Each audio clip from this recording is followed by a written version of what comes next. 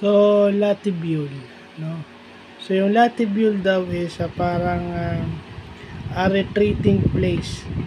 No? Parang secluded o special place para sa isang tao. No? Kung saan siya nagre-retreat, kung saan siya nagre-relax, no? Kung gusto niya mag-unwind, doon siya pupunta. So, yun yung tinatawag na latibule. No? May word pa lang ganun. So, no, kasi yun yung kadalasang hindi natin alam, no? Alam lang natin na place of relaxation, place of solace, di ba? Pero kung i-expand natin yung vocabulary natin, talking to foreigners na maaring alam, mas madali. No? Lalo na kapag mga foreigner o mga banyaga yung ating mga kausap.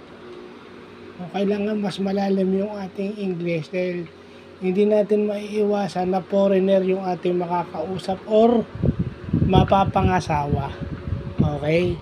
Yan. Hindi lang yan basta katrabaho. Minsan, yan pa yung ating mapapangasawa. Di ba? So, kailangan yung vocabulary natin maganda. Para mas maganda ang relationship, maganda rin yung verbal and written communication natin dapat. Isa yan sa factors ng magandang relationship. So, at saka, nagbe-bridge siya ng cultural differences pagka ganyan. So, yun lang po.